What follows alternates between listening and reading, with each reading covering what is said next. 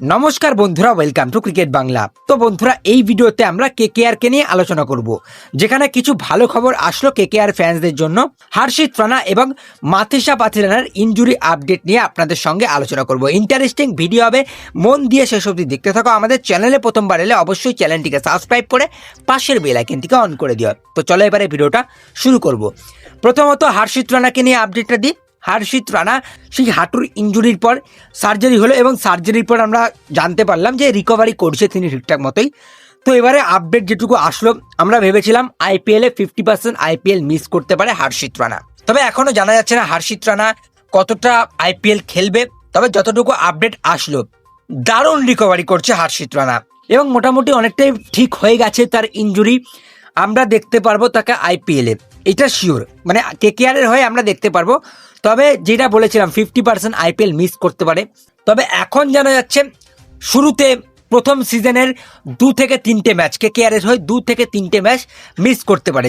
যেহেতু এবারে আইপিএল এর সকল দল 18টা ম্যাচ পাবে, সেখানে আমার মনে হচ্ছে প্রথম 3টে থেকে 4টে ম্যাচ কেকেআর এর হয়ে মিস করতে পারে হর্ষিত রানা। এটা পুরোপুরি শিওর। মানে কেকেআর এর হয়ে হর্ষিত রানা খেলবেই খেলবে, অর্থাৎ কেকেআর ম্যানেজমেন্টকে এক্সট্রা চাপ নিতে হচ্ছে না, হর্ষিত রানার ব্যাকআপ খুঁজতে হচ্ছে না।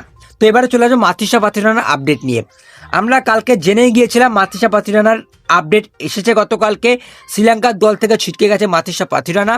তবে ভালো খবর এটাই যে সেই যে ইনজুরিটা, হ্যামস্ট্রিংয়ের ইনজুরি ছিল, সেটা শুধুমাত্র একটা খিচ টাইপের ইনজুরি, যেটা আমরা এক্সপেক্ট করেছিলাম। এবং একটা ভালো খবর, সার্জারি অবধি যায়নি তার ইনজুরিটা, যার জন্য কিন্তু পুরো পারফেক্ট আপডেট আমাদের কাছে এসেছে। 3 থেকে 4 সপ্তাহ লাগবে তার ইনজুরি পুরোপুরি ঠিক হতে। 1 সপ্তাহ পুরো রিকভারি এবং তার সঙ্গে কিন্তু 1 সপ্তাহ প্র্যাকটিস, তারপরেই কিন্তু কেকেআর দলে কেকেআর জার্সিতে সুযোগ। তো হচ্ছে মাথিসা পাথিরানা আপডেট। ভালো আপডেট এটাই যে মাথিসা পাথিরানা এবং হর্ষিত রানা দুজনে কিন্তু আইপিএল মিস করছে না। হ্যাঁ, প্রথম দিকে 3 থেকে 4টে ম্যাচ তারা মিস করতে পারে, তবে পুরোপুরি আইপিএলে খেলবে, এটা শিওর। আইপিএলে এবারে প্রত্যেকটা দল 18টা ম্যাচ করে খেলবে। সেখানে এতটুকু শিওরিটি আসছে যে প্রথম দিকে 3 থেকে 4টে ম্যাচ দুজন মিস করতে পারে। তবে এই 3 থেকে 4টে ম্যাচে কেকেআর এর হয়ে কে খেলবে? দেখো, আমার মনে হয় কেকেআর এখানে এক্সট্রা কোনো ব্যাকআপ নেবে না।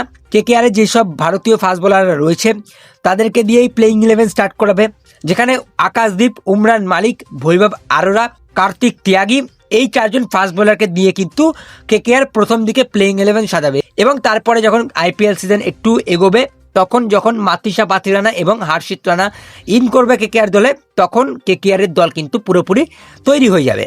তো এই ছিল কেকেআর এর প্লেয়ারদের নিয়ে আপডেট। এইবারে আসবো রোবম্যান পাওয়েলকে নিয়ে।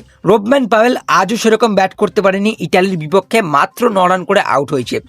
আমি বলবো কেকেআর এর হয়ে রোবম্যান পাওয়েল একটা মাথা মোটা ব্যাটসম্যান, দরকার নেই এরকম ব্যাটসম্যানের। রোবম্যান পাওয়েল, ক্যামেরন গ্রিন, এদেরকে ছাঁটাই করে দাও। ক্যামেরন গ্রিন 25 কোটি দিয়ে কিনেছে, এখনও কিন্তু প্রুফ করতে পারেনি। না করছে বল, না ভালো করে ব্যাট করতে পারছে। ওয়ার্ল্ড কাপ প্রচণ্ড খারাপ, মাথা মোটা ব্যাটসম্যানদের মতো ব্যাট করছে। এবং আমার যতটুকু মনে হচ্ছে ক্যামেরন গ্রিন রোস্ট বাই কেকেআরের জন্য। এত কোটি টাকা দিয়ে যখন কেকেআর কোনো প্লেয়ারকে নেয়, আগের সিজনেও আমরা দেখেছিলাম ভেঙ্কটেশ আয়ারকে নিয়েছিল, ভেঙ্কটেশ আয়ার কিন্তু সেরকম করে প্রুফ করতে পারেনি। এইবারেও আমরা দেখছি ক্যামেরন গ্রিন অত্যন্ত খারাপ করবে। এবং তার সঙ্গে বেবি রাসেল যাকে বলা হয়, রোবম্যান পাওয়েল যাচ্ছাতাই ব্যাটিং করছে, যাচ্ছাতাই ব্যাটিং। আজকের ম্যাচেও কিন্তু ইটালির বিপক্ষে মাত্র 9 রান করেছে। এবং আমার যতটুকু মনে হচ্ছে রোবম্যান পাওয়েল একটা মাথা মোটা ব্যাটসম্যান। 1-2 ম্যাচে ভালো ব্যাট করে, তবে বাকি ম্যাচগুলোতে একদমই ফ্লপ। 2-1টা ম্যাচে আমরা দেখেছি ঝড় আসে তার ব্যাটে, তবে বাকি ম্যাচগুলোতে তার ব্যাট ঠান্ডাই থাকে, মানে রান সেরকম ভাবে করতে পারে না। এবং সেখানে আমার মনে হয় রহমানুল্লাহ গুরবাজ এবং কুইন্টন ডিককে ছেড়ে যেই ভুলটা কেকেআর করেছে, দুজনে যে দারুণ ফর্মে রয়েছে, দারুণ ছন্দে রয়েছে, সেখানে আমার মনে হয় রোবম্যান পাওয়েল এবং ক্যামেরন গ্রিন এই দুজনকে কিন্তু এই সিজনে বাদ দেওয়া উচিত, যতই সে ভালো করুক। হ্যাঁ, হয়তো ক্যামেরন গ্রিন অবশ্যই ফিউচারের জন্য ভালো চয়েস, বাট রোবম্যান পাওয়েল মাথা মোটা ব্যাটসম্যান, আমার সহ্য হচ্ছে না আর জাস্ট। আজকের ম্যাচেও ইতালির মতো একটা কাঁচা দলের বিপক্ষে 9 রান করে আউট হয়েছে।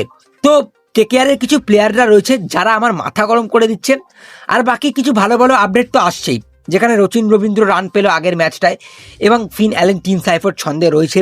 ফাস্ট বোলিং একটু চিন্তা বাড়াচ্ছে, ফাস্ট বোলিংয়ে মুস্তাফিজুর রহমানের আমাদের একটা ব্যাকআপ ভালো লাগবে। এছাড়াও মাথিসা পাথিরানা এবং হর্ষিত রানাকে পুরো প্রপার ফিট হয়ে কেকেআর দলে ফিরতে হবে।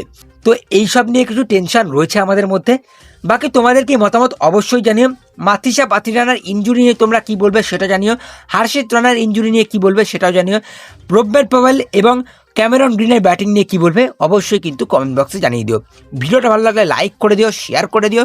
আমাদের চ্যানেলে প্রথমবার এলে চ্যানেলটিকে সাবস্ক্রাইব করে তার পাশের বেল আইকনটিকে অন করে দিও। তো চলো আজকে ভিডিওতে এইটুকুই, টাটা।